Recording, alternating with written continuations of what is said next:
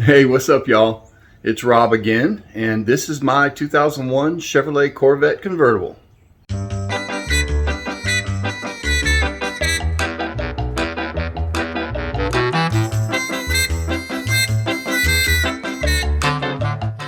The stupid things we do for our cars.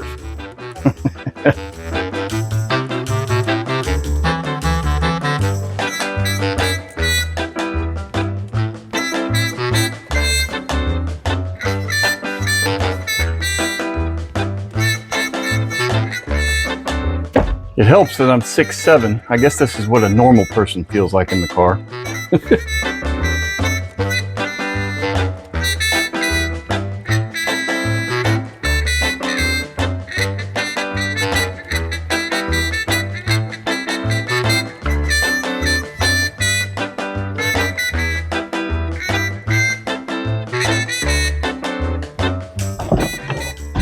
Getting out from my big fat butt is not easy either without the elevation of a seat.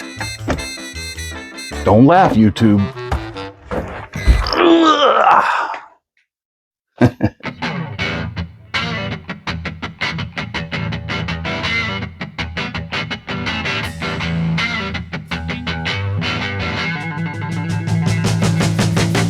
Buddy, it's been a while since I've had a video, and I wanted to apologize because when I started this YouTube channel, I vowed that I was going to do regular content just in case anybody out there really cared. I have favorite channels just like anybody else does out there, and they would drag their feet and not put stuff out there.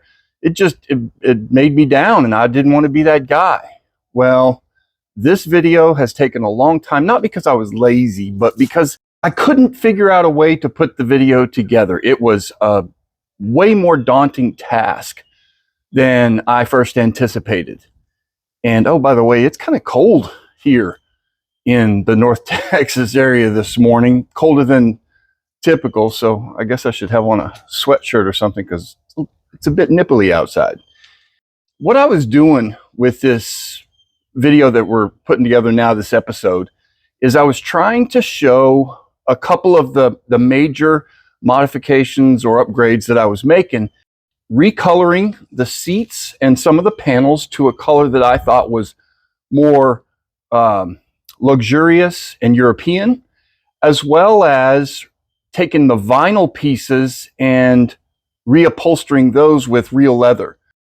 So before I touch on the leather process for me, I wanted to give you a little background on why I'm doing what I'm doing to the interior in the first place. When I first got the C5, I was in love with everything about it.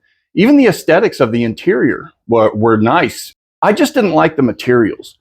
And so it would have been perfect if I felt like GM had put more effort into the materials part, or not effort, but more money into the materials part of the interior. So when I saw the C7 Calari interior, that's when it clicked in my mind. I'd love to do something that was an upgrade to where the vinyl is, put leather, and if I could find a way to maybe change the color of the stock seats. And well, anyway, that's how all this started. So I decided when I first got the car, as a matter of fact, 7 years ago, one of the first couple of things I did was buy a new shift boot and a new e-brake boot from Redline Goods. And I was really impressed with their quality, and I've had them in the car the whole time. I think I've showed up. I'll try to put a picture up here of what the interior looked like prior to me tearing it apart this most recent time. So I went with Redline Goods again. And in this particular case, again, with the Calari interior in mind, I went with black leather and hazelnut stitching to highlight what I wanted to do with the seats and the recoloring of some of the leather panel or the vinyl panels. I think it turned out awesome. Redline Goods, I couldn't give enough high recommendations for them. If you desire to go and do something like this, Redline Goods has been very responsive to me, and the quality of their product is excellent. I decided to use Wellwood, WELDWOOD, I believe is how you spell it, contact cement. It's heat tolerant and moisture tolerant, and it's designed for inside and outside. Just as a recap or a summary. Panels were, each one was different, obviously, but the experience as far as removing the old vinyl and putting the new leather on varied a great deal from panel to panel. Like, as an example, the A-pillars were extremely easy. Getting the vinyl and the underlying foam off of the A-pillar wasn't easy, but once I figured out a process to do it, it was easy. But the putting down of the leather was, relatively speaking, the easiest thing that I did.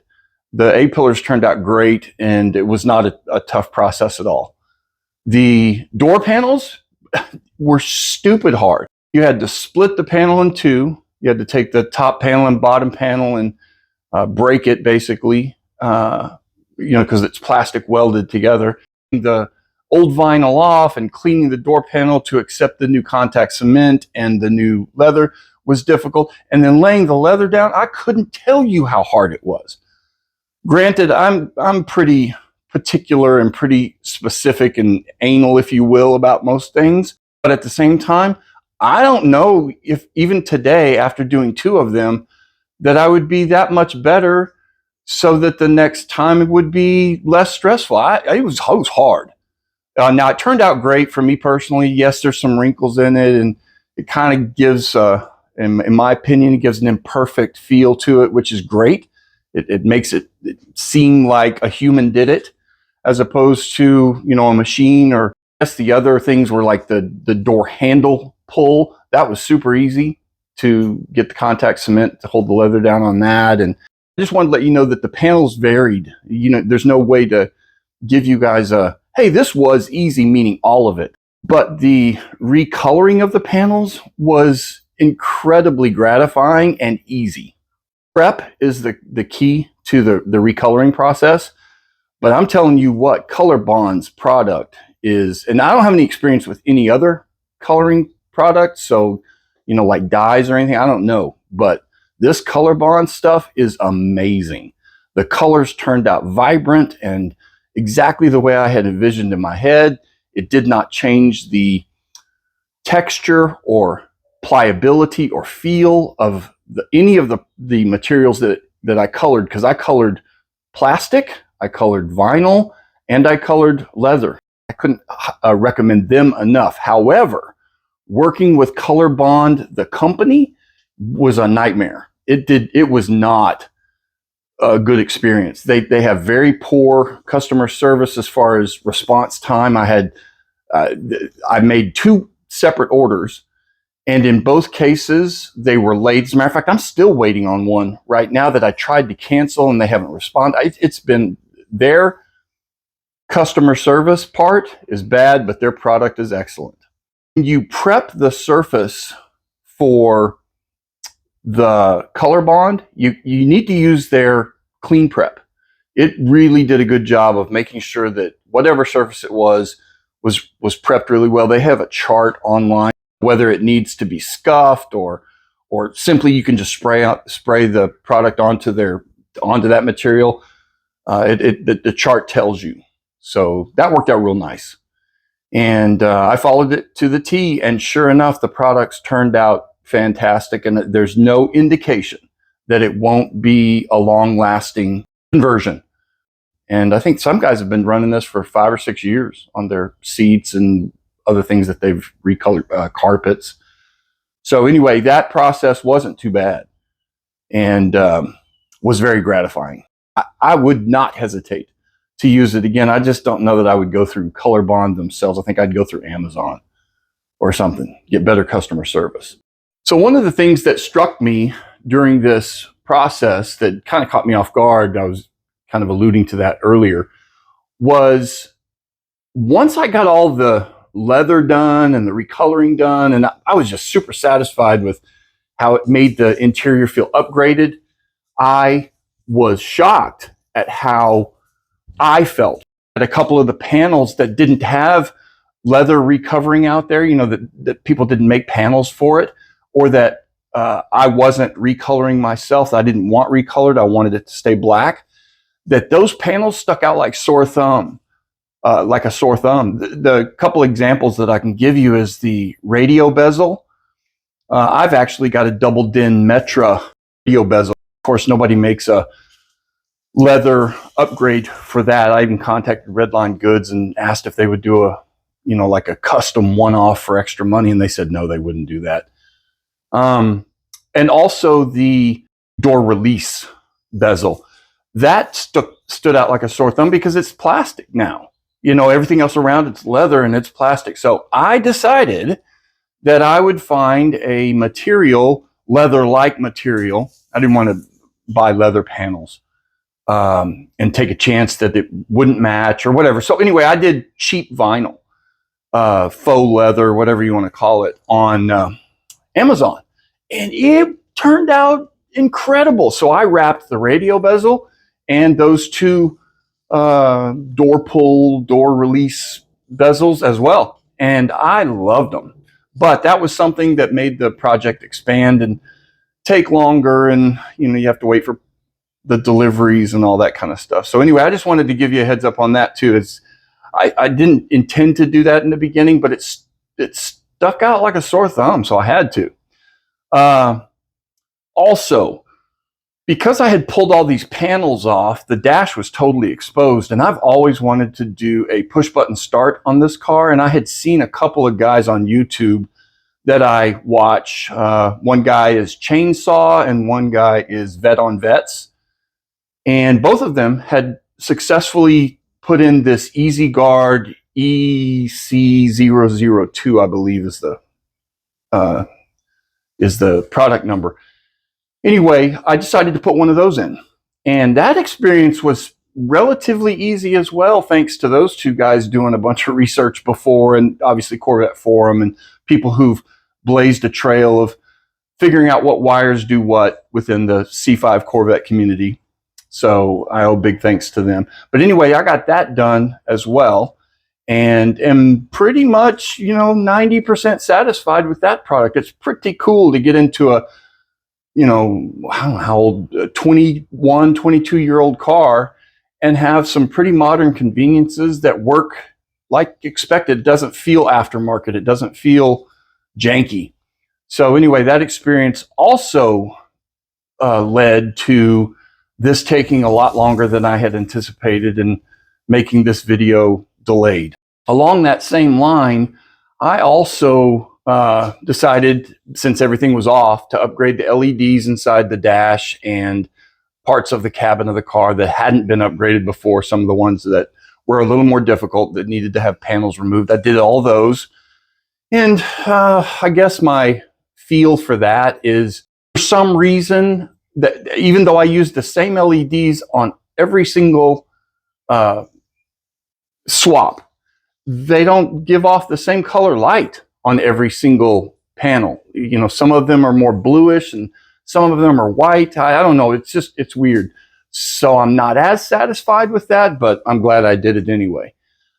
I also was going to do a little bit of backup camera adjustments on my car while everything was out. And so when I was doing that, I did another while I was in there, which is to replace the third brake light and the side marker. And so I did that as well during this project. Just kept growing and growing. I did end up being very satisfied with those upgrades. Highly recommend. I think I used SLK.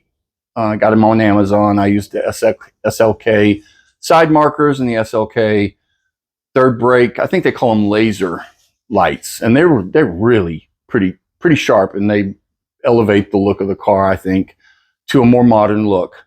I will tell you though, just like any other interior work, I mean, I've been doing, radio swaps since I was 16, 17 years old in cars.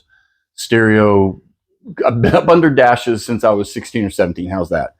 Anyway, inevitably, when you do something like that on older cars, you're breaking clips and little brackets and stuff that are OEM. And so I ended up replacing a lot of those as well. So I had to have time to have those ordered, like door panel pins and some of these other things that had to come off and go back on. They were just beat down. I don't know if I broke them or if they were already broken from the previous owner or whatever. But where the car stands today is, I'm pretty happy. From the interior perspective, I think I'm pretty close to done. would leave me to talk about the paint, which I'll do in a future episode. Aside from that, I'm very happy with where the car sits today. And I don't know that I'm going to be changing a lot. I'd like to get it to where I'm happy. I'm happy at 10 feet. You know, somebody standing 10 feet from it, they're going to go, man, it's a cool car. I want it to be nice from 2 feet. So anyway, that's kind of my goal with that.